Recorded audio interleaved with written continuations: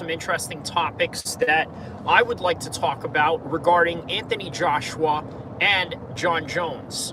So wait for just a little bit. We're going to wait for a few people to pile in here, and then we're going to have a discussion on the trajectory of the heavyweight division, both in boxing and in MMA. For those of you that haven't heard yet,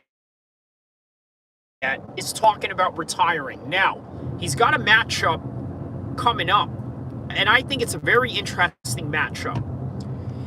I think the matchup that he has, that's coming up is very much reflective of contrasting careers that, let's say, many Olympic boxers have had. Do you guys remember David Price? What do you guys know about David Price and some similarities in David Price and that of Anthony Joshua? Maybe not much, because the accomplishments are very much different. The difference is that Anthony Joshua went on to be a world champion. David Price never went on to become a world champion. Who is Anthony Joshua fighting next? It is Tony Yoka, who was also a gold medalist in the same division of Anthony Joshua, representing France in the way that Anthony Joshua represented England. But Tony Yoka never got the opportunities that AJ had, and never had the title runs that AJ had as well. And that is important to emphasize in this particular video, because not only are we going to talk about the possible ending of a new glamorized heavyweight division, but rather we're going to talk about a new era of heavyweights, but also reflecting on how all heavyweights are sort of different, right? They're all different in their own way in how they go about their career trajectory. For example, what I've told you about Tony Yoka, right? Same as Anthony Joshua, was a former Olympian, in fact, was a gold medalist. But why is it that he never had the career that Anthony Joshua had? When you look at Tony Yoka, he looks like a French version of Anthony Joshua.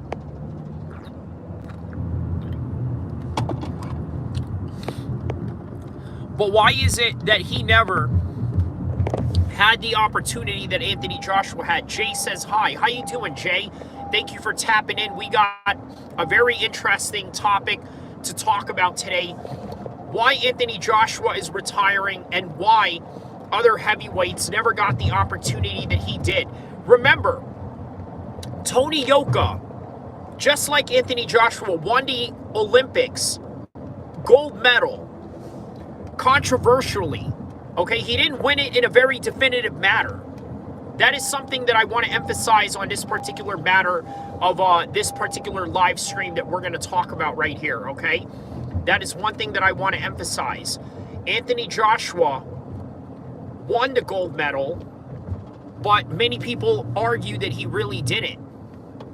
Corey Moore says hi. How you doing, my man? Jay says hi. Let me know what part of the world you guys are from so that I can further give you guys a shout out. So let everybody in the world know. Tap in, like, and subscribe, because we're going to talk about Anthony Joshua and Tony Yoka and what is the haps on this particular fight. Look, Anthony Joshua got all of the privileges given to him, not only as an amateur, but even more so as a pro. And that is where him and Tony Yoka are contrasting in their differences. You see, when Eddie Hearn picked up AJ, he had a plan. Eddie Hearn and his family have been promoting boxers for a long time. Okay, going back to the days of Eubank, Ben, the names and the list goes on. Prince Nassim, all of that. David Hay, all of that. Now Anthony Joshua, then Carl Froch, and then Tony Bellew. The list and names go on, right? They know how to build up a guy and turn him into a champion. They know how to set up the right proper matchups, and not only that, promote Anthony Joshua as this marketable figure in Great British boxing. Call us Brooklyn, and Lily says, just dropping by to say hi. just dropping by to say, live a wonderful life and don't let anything stop you. Keep on going. Wow, man. That is awesome, bro. That is a beautiful message. Thank you for that beautiful message. Please don't forget to hit the like button, hit the subscribe button. And yes, everybody around the world, shout it to you. Daniel Alfonso says hi. How are you, Daniel Alfonso? Let me know what part of the world you are from. Thank you for tapping in. Let's get right to it, right? So now, Anthony Joshua is planning on retiring. Julius says hi. How are you? Mostly says, oh, you got a beautiful message. You got a beautiful message. Let's ruin that real quick. Oh, man, here we go. Trolls incoming. All right. Julius says hi. Again, shout out to you. Let me know what part of the world you are from, Julius. Shout out to you, man. This is very beautiful to see you guys tap in with me right now, because we got an interesting topic right now regarding Anthony Joshua talking about potentially retiring. And also Jon Jones, is he retired? Is this a semi-retirement, or is this a full-blown retirement that that Jon Jones has going on? And what will happen to the world of combat sports, in particular heavyweight combat sports, when the likes of Anthony Joshua and Jon Jones are going to retire? What kind of world are we going to look forward to? Well, I can tell you right now, it's going to look like any world in any era of combat sports, which is business as usual. Why do I say that? Because it is. In combat sports, everything is business as usual when it comes to, let's say, Chuck Liddell.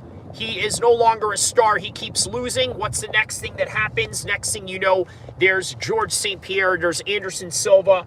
Those guys are gone. What happens next? Next thing you know, there's Israel Adesanya, and then there's Conor McGregor, and then there's this new era in Ilya Tapora and Khamzat, so on and so forth, right? That is the world that we live in.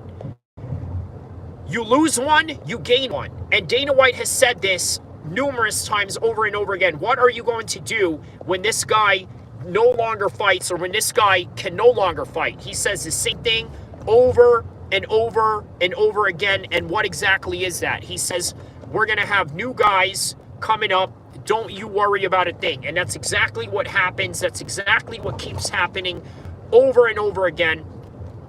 And as a result, you can no longer deny the reality that, hey, you know what? This sport is a converter belt, okay? One goes in, one goes out. One goes out, one goes in. It's a constant converter belt of a business, of an industry, just like the world of rap, just like the world of entertainment, any form of entertainment, any form of musical genre, and any form of TV. That is the reality of it all, right? You will always be replaced, and I think there is nothing more humbling than realizing that nobody is bigger than the program. Yes, is it a possibility that we can go out there and create and build legacies for ourselves? Absolutely. That is a reality that we can absolutely take into high consideration. Now, the difference with this particular matter, okay, is that some athletes are a little more special than others. I would say that an MMA world without Conor McGregor is a little bit different. You know what? Speaking of which, in recent times with what happened to Hulk Hogan, the world of professional wrestling looks way different outside of Hulk Hogan, or when Hulk Hogan retired, or when Hulk Hogan recently had passed away.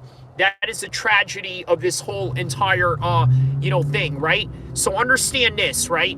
Understand that you can be replaced at any time. That is an important thing to understand about this message. Jon Jones is now starting to realize that he can easily be replaced. Look at the way that Dustin Poirier retired in comparison to the greatest of all time to have ever done it. Don't you see the contrasting difference? There is a huge contrasting difference between them. And what exactly are those contrasting differences?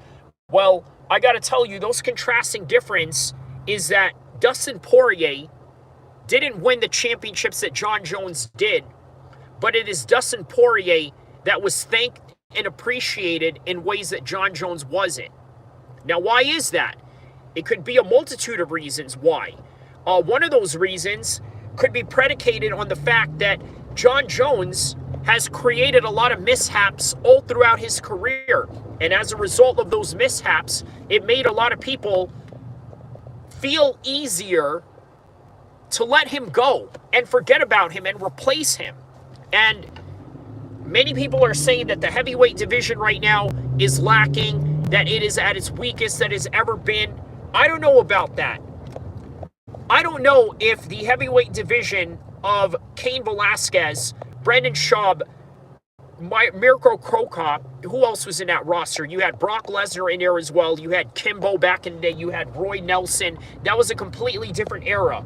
Now, the heavyweights that you have in MMA and the UFC right now, all the way at the bottom of the top 15, you got somebody like Martin Buday, Shamil Gaziev, and then you got Sergey Pavlovich, still right up there.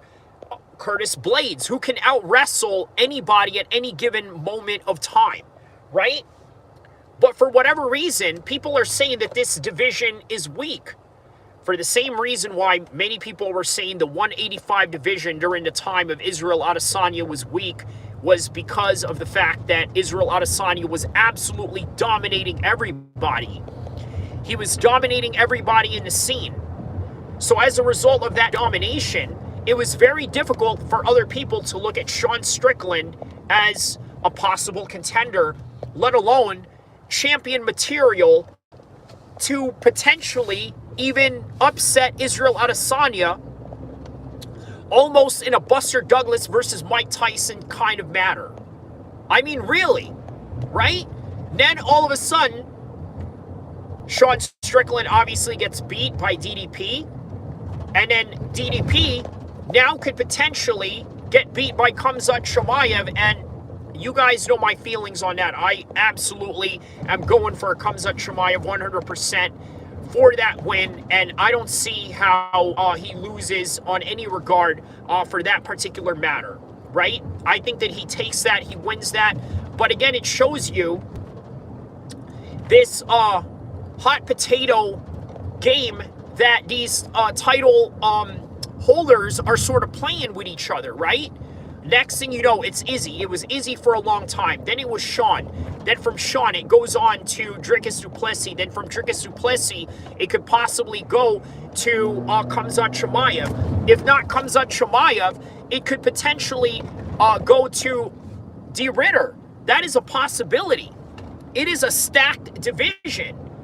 And nobody expected that. Just like the heavyweight division right now, everybody thinks it's whack because, let's be honest, Jon Jones goes through Cyril Gane in one round, and now Cyril Gane is back at it again with his third crack for the heavyweight undisputed championship. And then you got Sergey Pavlovich, who was starched by Tom Aspinall. Curtis Blades was starched by Tom Aspinall, other than that one freak accident that nobody wants to take into consideration because Tom Aspinall didn't drink enough milk to build up calcium in his legs. I mean, that is the reality of the heavyweight division, right?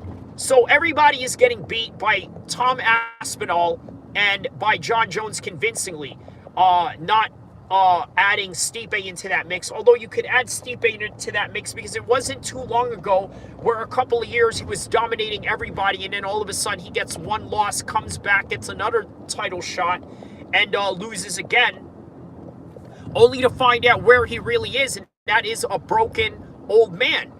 Which, by the way, leads me to Anthony Joshua. Anthony Joshua is a focal point of this whole entire story, and we're going to do a little bit more emphasis on Anthony Joshua in just a little bit. But first, I need you guys to hit the like button, hit the subscribe button, and also I need you guys to know that I will have a video coming out tomorrow regarding Ilia Topuria getting it on with the Nelk boys. So be on the lookout for that. Those are a little bit of the housekeeping notes we got going on. I made a video on Hulk Hogan, a tribute not just to Hulk Hogan's life, because oftentimes many people like to make tributes for celebrities that have passed away as if they've known them, right? I'm not going to pretend to have known Hulk Hogan. I'm not going to pretend like I'm so distraught to the point where I've lost somebody that was really close to me, because that's not the case. However, there is a certain emotional attachment in Hulk Hogan, and that is what he symbolized in the 90s and, more importantly, our adolescent stages. So those are some important topics that I think in that video I've emphasized on. And by the way, that video is out right now. Check it out. Hulk Hogan, Generation Greatness to Generation Degeneracy, to all the adolescents of the 80s and 90s. That is the literal title that I have on that video. Go check it out. But first, before you do that, stay here, because obviously I need you guys to stay and listen to me talk about Anthony Joshua and what we got going on. So stay right here for just a second. I will be right back. I'm still going to keep the stream running. I'm just going to pause it for a little bit. I'm going to make a little run right here. So I need you guys to stay put and like and subscribe, all right? I will be right back with just a second. Hold on.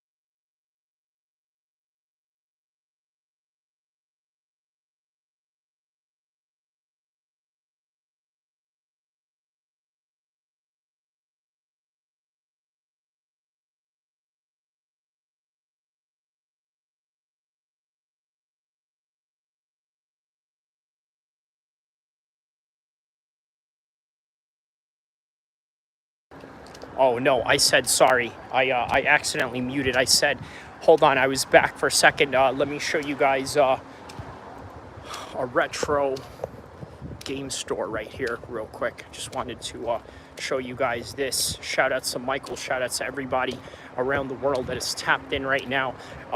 We're going to get right into it in a second, talk about Anthony Joshua and all of that. So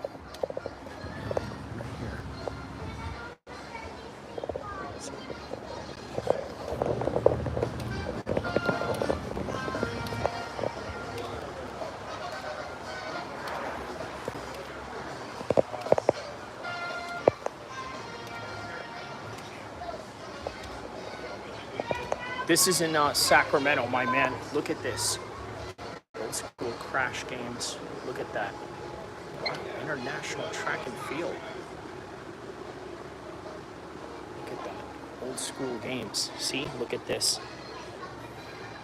Ace Combat. ESPN basketball back in the days.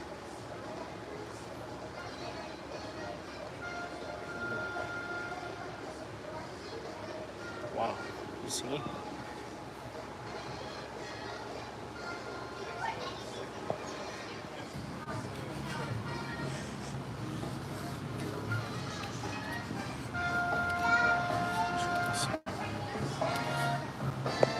you could play right here, like some.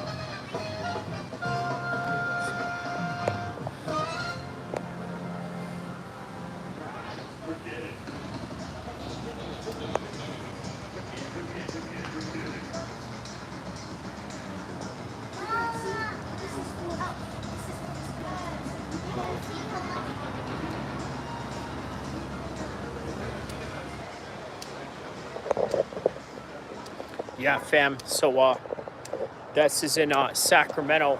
Just wanted to show you guys this, and if you guys are ever in this area, check out this little hookah lounge right here. It's right here in Sacramento, right on J Street, by the way, 24th and J Street, just so you guys know. So yeah, there it is. There it is, guys. Oop. There it is. All right. All right, so just had to do that one time. You know what I'm saying? Show you guys where I'm at.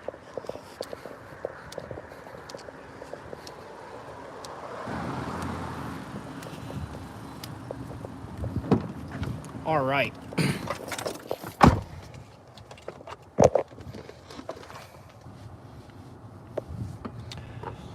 All right, so not to get off the topic at hand, obviously we came here to talk about Anthony Joshua, right? And his retirement, because it is an important thing to talk about, considering that Anthony Joshua has really reshaped the heavyweight division, right? Has really reshaped the heavyweight division. Oh, and check this out right here. There's the dessert diner right here. So you guys check this out right here. The dessert diner. And right next to the dessert diner is the Midtown Fitness boxing gym. So yeah, check this out right here. So yeah, we are in downtown Sacramento, guys. So for those of you that are wondering, you know, where I'm at, yeah, that's what I'm doing right now. So don't worry, I'm gonna give you guys a little bit of a tour of downtown while we talk about Anthony Joshua retiring and Jon Jones and all of that, right? So drop some comments below. Let me know what you guys think about Anthony Joshua potentially retiring next. So yeah, let me know what you guys think about that while I give you guys a tour of downtown Sacramento.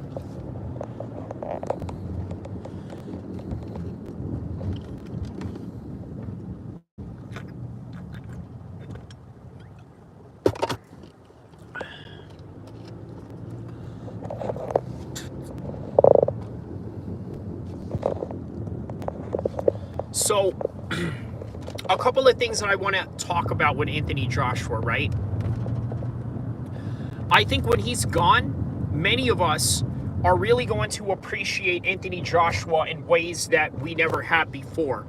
You see, right now, the way that we look at Anthony Joshua, it is as if every time he fails and every time he loses, we downplay him. We say that he's an overhyped job, constantly calling him to be fraud checked without really realizing that this man has took on nothing but the best in the world. And this is something that I think is missing in the emphasis of Anthony Joshua's career.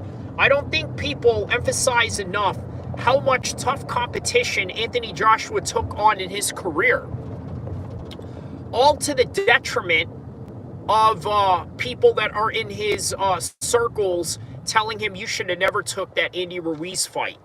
Okay? He had a chance to fight Baby Miller, and when he had a chance to fight Baby Miller, he could have absolutely beaten Baby Miller in the way that we've seen Baby Miller already been beaten from pillar to post during his career right now, right? It would have absolutely happened.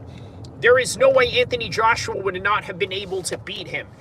I would have picked Anthony Joshua to beat him, but instead, he goes in there against Andy Ruiz, somebody who was somewhat a dark horse in a heavyweight division, right? And it was never really indicative of the fact that, you know what, he did great against Joseph Parker, right? Nobody ever gave Anthony Joshua any considerations that he did great against Andy Ruiz, that he did great against Parker before he went in there and sparked Anthony Joshua out.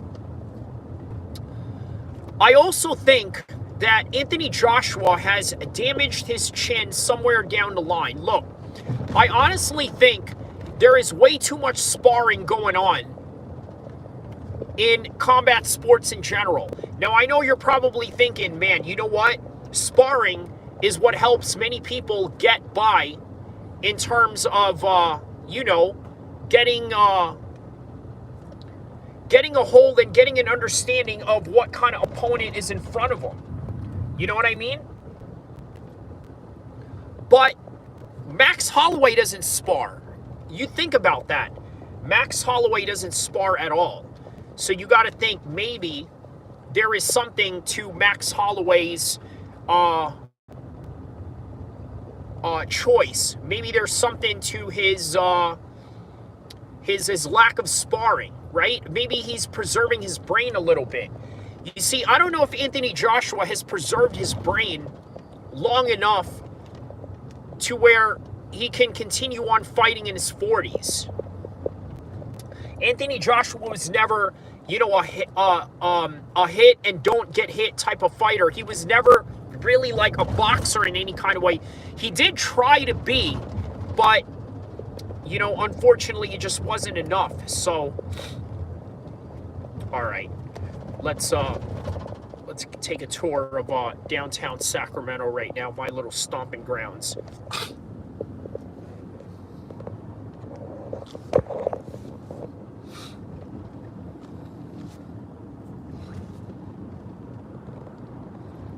Watching the sun go down.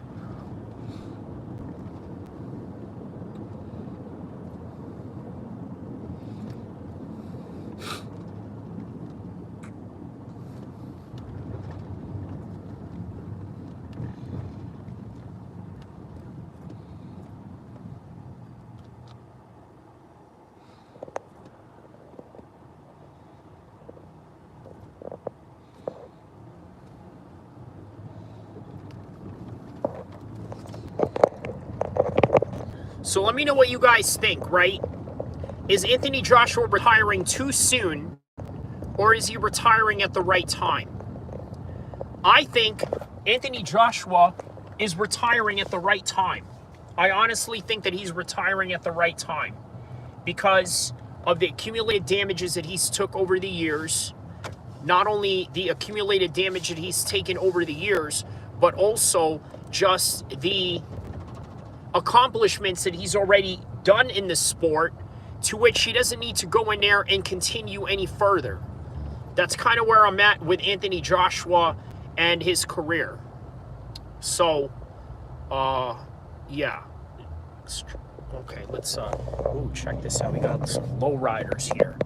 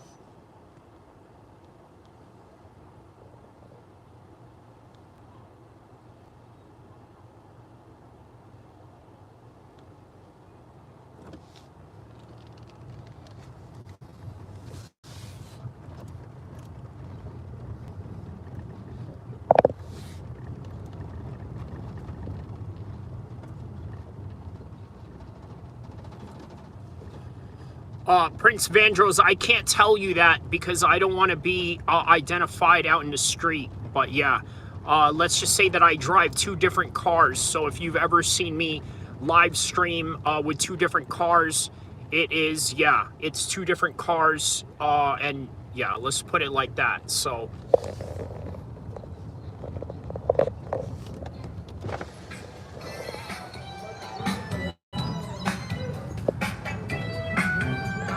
there it is, man. West Coast right here. It's important to be born of the water and of the Spirit, and be born again. If you're not born of the water and the Spirit, you're not into God's kingdom. That's what's important to be born again, and be born of the water and of the Spirit. And you can be saved today through Jesus Christ.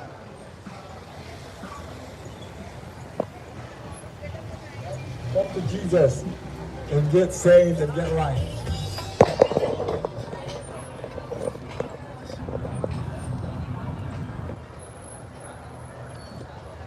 Sometimes we're so busy, we don't have time for God. How sad is that? God created us. God created us, and yet we don't give him a lot of time. God is the one that gave us life, and we give him very little time. Isn't that a sad thing? When God gave us life, and we don't give him a lot of our time. It's a very sad thing. God just declared us for nothing. He wants us to just life for him. Because he gave us life. Yeah, dope, man. I'm in a lift. Yeah, right. For real.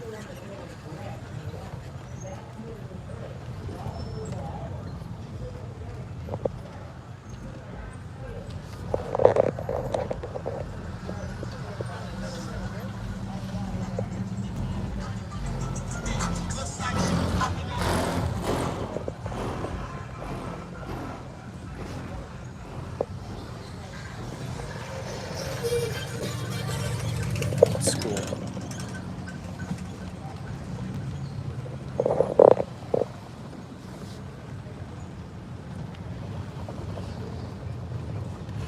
Niggas in position to eat.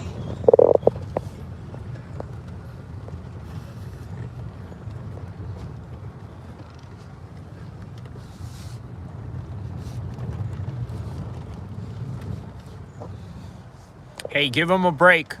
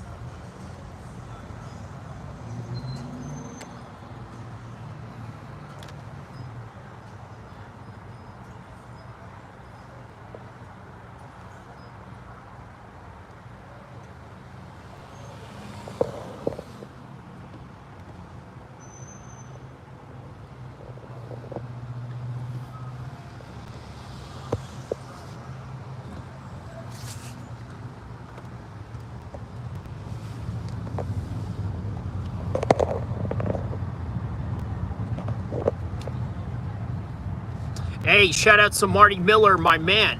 How you doing, my man? Shout out to Marty Miller. Shout out to you, man. Ooh-wee, look at this. A whole line of lowriders. We got some lowriders over here.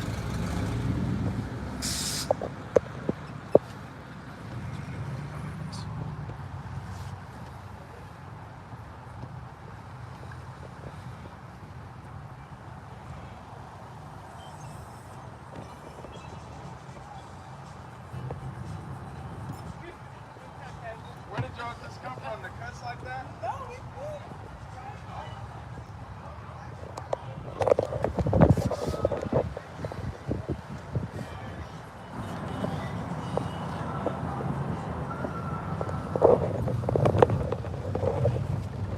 All right, so what does everybody think about, you know, the little lowrider culture we got going on out here in California right now, huh?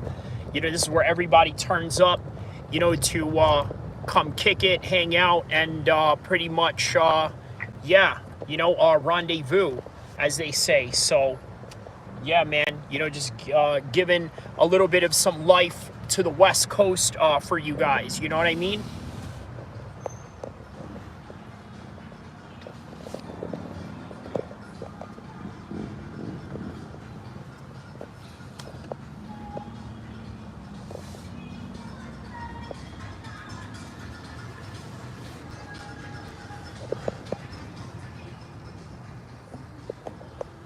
All right, so now that we got more people in here, for those of you that are wondering why I'm showing a bunch of lowriders in the middle of Sacramento right now, obviously that's not all part of the show, but you know what? I try to feature my city in this live stream. So we talked about Anthony Joshua and his potential retirement.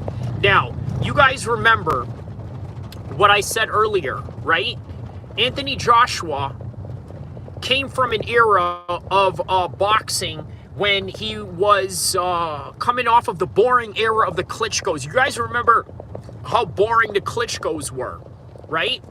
Now you got Anthony Joshua and stadium fights, big pay-per-views, right? Big undercards that Eddie Hearn had built right underneath, right? Now, for those of you that are used to Turkey El-Sheikh building all of these big cards or big undercards, it was the likes of Anthony Joshua who was getting all of these, you know, big undercard fights before Turkey El-Sheikh was making big undercard fights. So, yeah, just try to keep that in perspective. All right, here's more of Sacramento right here.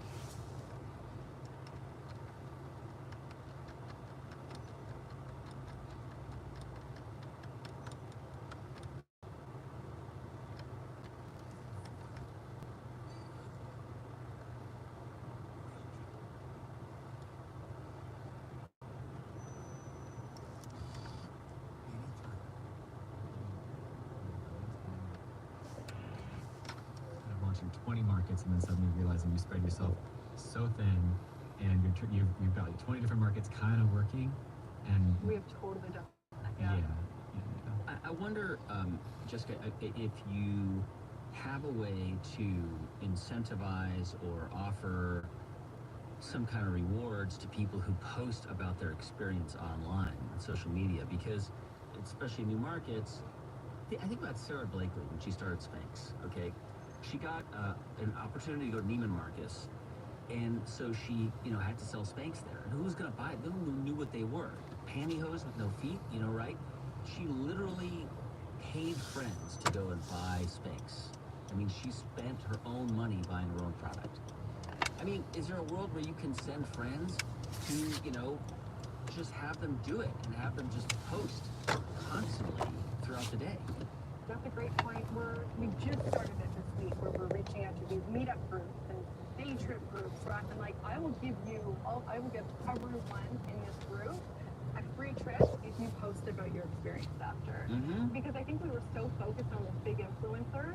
So now we're kind of rethinking that strategy and just we're focusing on the stand-up influencers or just people who like to go out and post about their experiences and they don't have much to say. So that's what we actually just started to do. One other quick question for you. How confident are you that the product is as good in these other markets as it is how much do you invest in making sure that the one in Connecticut is just as good? That's a great question. I mean, when we're launching, we go down there and test out the trips. We talk to locals, we talk to like destination marketing organizations, and then we pay smaller influencers just to test the trip to get their feedback. I've personally done most of the trips. Between my team, we've done all of the trips multiple times, and they are great. We are seeing like more growth in like the Midwest area, so we're realizing places that have more traffic, like Miami, New York City, might not be as desirable to do these trips. It takes forever to get out of New York City. Half the road trip is just trying to get, through the Holland Tunnel. Yeah, LA too. Yeah. Jessica, the company's called Guess Where Trips. Thanks for calling in. Good luck. Thanks so much. All right, we're going to take a quick break, but we'll be right back with another caller and another round of advice. Stay with us. I'm Guy Raz, and you're listening to the Advice Line right here on How I Built This.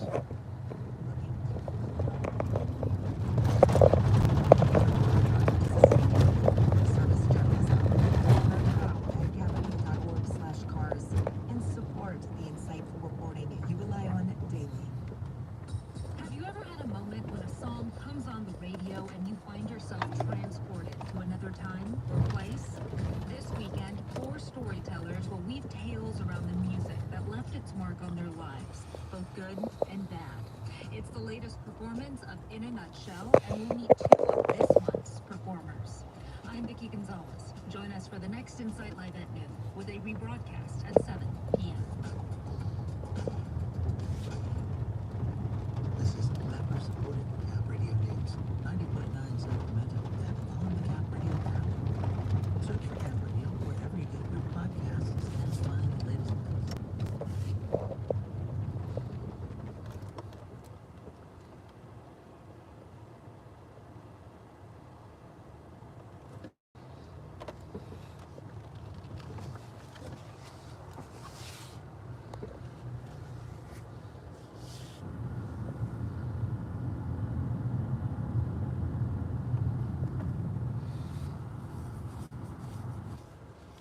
Oh yeah, I didn't even see that comment. Yeah, man, I was just driving through a car show pretty much. We always have these car shows here, so I figured why not make a content out of it while also talking about other things as well. So here we are.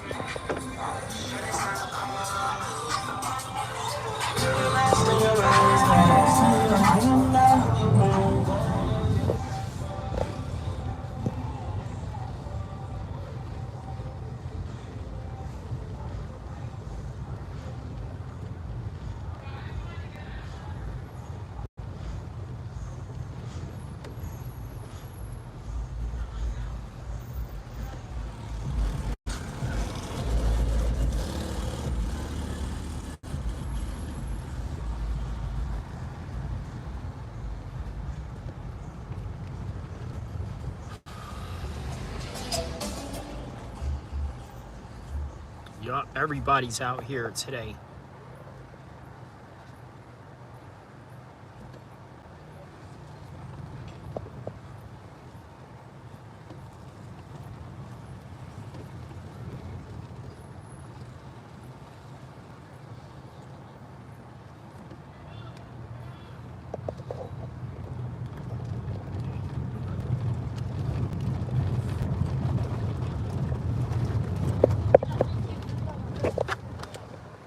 Oh, there's a Laugh Factory right there.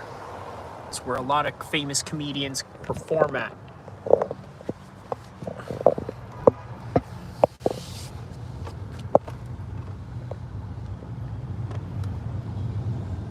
Right, there it is, man. Great life in America, as they say.